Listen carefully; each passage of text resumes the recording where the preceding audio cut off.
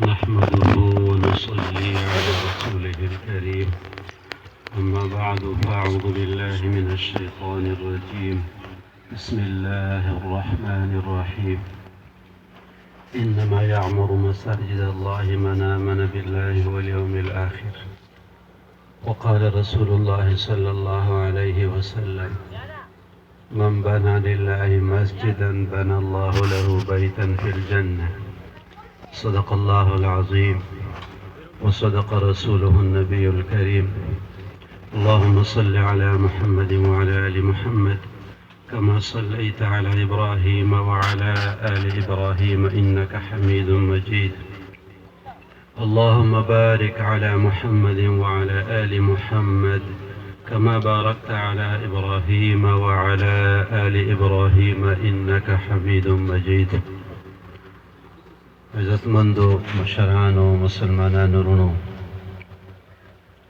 دا زمونږ او ستاسو دپاره ډېره د خوشحالۍ خبره ده چې د محترم میا صاحب سید ذبیح الله شاه صاحب او د هغې د برادرانو د هغې په اخلاص او محبت باندې موږ او تاسو راجمع شوي یو د جومات د سنگ بنیاد په سلسله کې. او دا د دوی د مشرانو خواهش و، الله تعالی دې د هغې درجات بلند کړي او دا کار خیر دی الله تعالی سرته ورسوي او دا سلسله د خیر دی الله تعالی جاری او ساری ولري.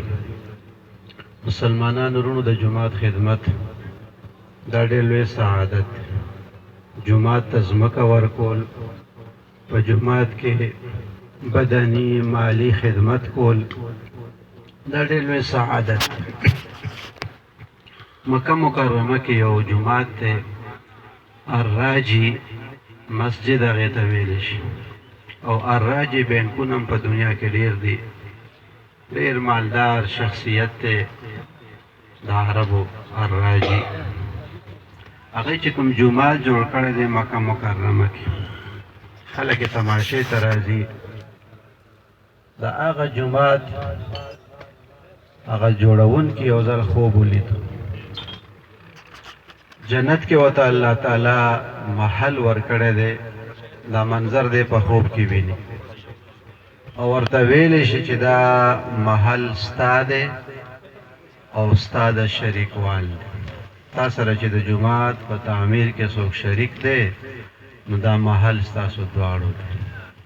دی چې د خوبه راپاڅېدو نو خوشحاله م شو چې زما عمل الله قبول کړی دی او خدای راله په عوض کې جنتي محل هم راکړو.